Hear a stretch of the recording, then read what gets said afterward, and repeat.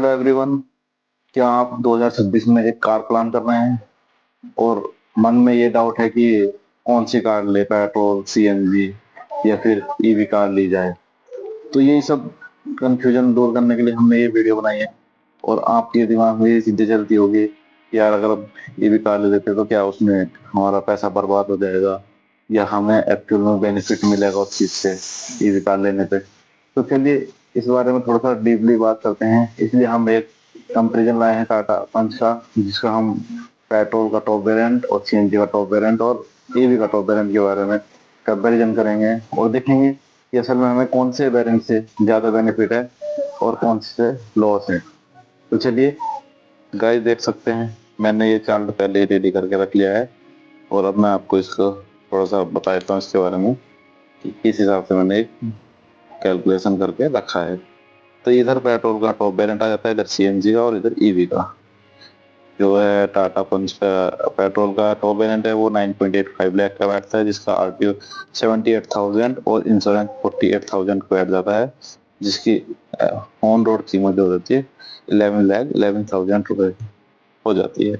CNG top variant 10.6 lakh का बैठता है, जिसकी आरटीओ 1.5 के आसपास ऊपर नीचे थोड़ा बहुत 1-2 हजार रुपये हो जाता है और इसका इंश्योरेंस 50,000 के समथिंग रहता है, जिसमें अदर कॉस्ट सेस वगैरह जो लगती है वो 10,000, जिससे इसकी टोटल कॉस्ट रहती है 11,75,000 बैठ जाती है। ऐसे ही हम ईवी का टॉप वेरिएंट के बारे में बात करें तो 12.59 लाख इसकी एक्स-शोरूम आ जाती है, जिसमें आरटीओ नहीं लगता हमारे यहाँ, जैसे यूपी में नहीं लगता और दिल्ली में नहीं लगता, तो इसलिए हम इसमें आरटीओ काउंट नहीं करेंगे। इसमें हम ओनली इंश्योरेंस काउंट करते हैं, जिसमें 56,000 की समथिंग बैठ जाता है और इसमें अदर चार्ज होते हैं जो 12,000 के समथिंग लग जाते हैं। तो इसकी actual on road total cost आ जाती है 13,27,000 के लिए।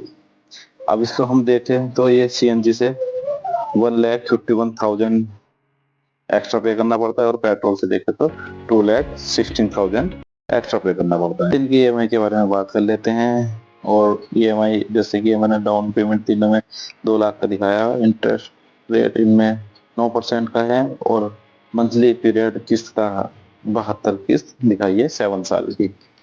तो इसमें पेट्रोल का जो वेरिएंट है उसकी जो किस्त निकल के आती है 16,421 रुपए की किस्त निकल के आती है। सीएनजी कार की 17,575 रुपए की आती है निकल के, और जो ईवी कार है उसकी 20,315 की किस्त निकल के आती है।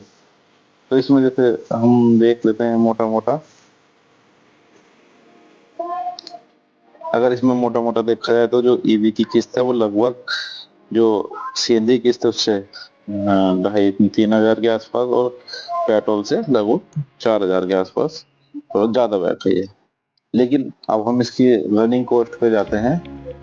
मान लीजिए अगर हमारी 50 किलोमीटर की रनिंग डेली है तो इसमें 1500 मंथली चलते हैं, 1500 किलोमीटर मंथली चल जाते हैं, जिसमें पेट्रोल का जो खर्च आता है 6 रुपए के हिसाब से। अगर हम पेट्रोल की कंपेरिजन करें पर किलोमीटर का तो 1500 के गुना अगर हम 6 से करते तो 9,000 रुपये मंथली बैठा है।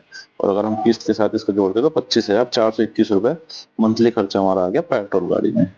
ऐसे ही अगर हम सीएनजी की बात करते हैं तो सीएनजी में लगभग 4 रुपए प्रति किलोमीटर का खर्चा आ जाता है, जिससे 6,000 रुपये हमारा मंथली सीएनजी का खर्च बैठता है। और हमारी 17,575 की जो किस्त है उसके साथ अगर ऐड करते हैं तो 23,575 का टोटल खर्च ये जो आ जाता है, ये सीएनजी का आ जाता है।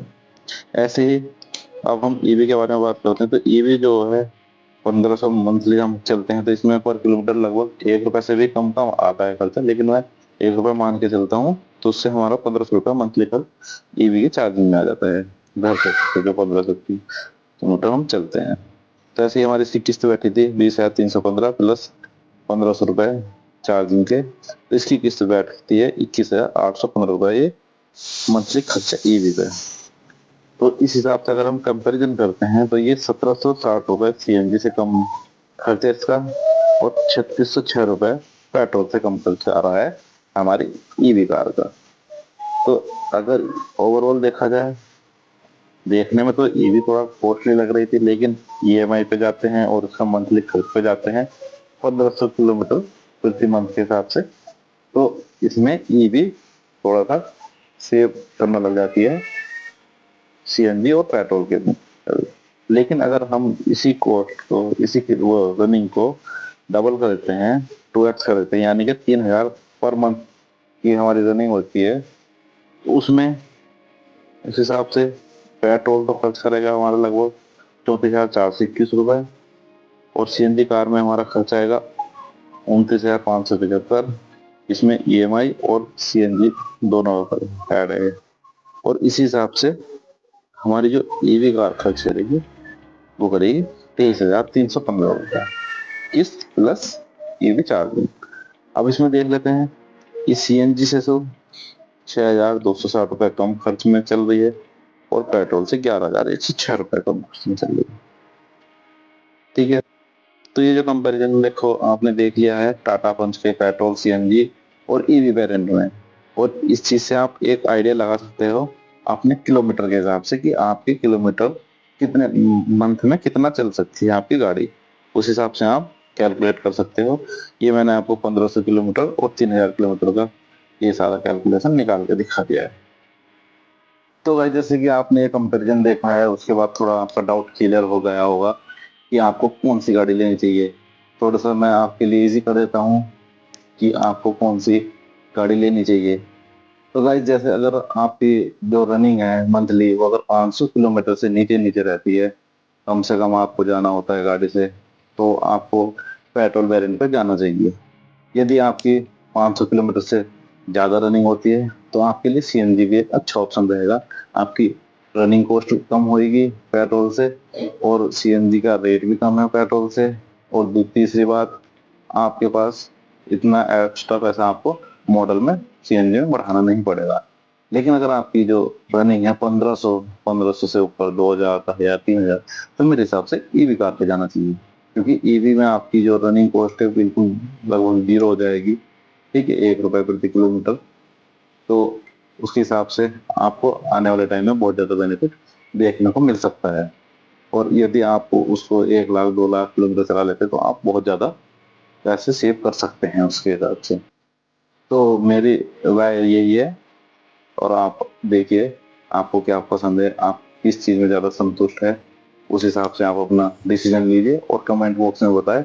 और वीडियो अच्छी लगी तो वीडियो को लाइक करें और चैनल को सब्सक्राइब करना ना भूलें। मिलते हैं अगली वीडियो में, तब तक के लिए नमस्कार, जय हिंद, जय भारत।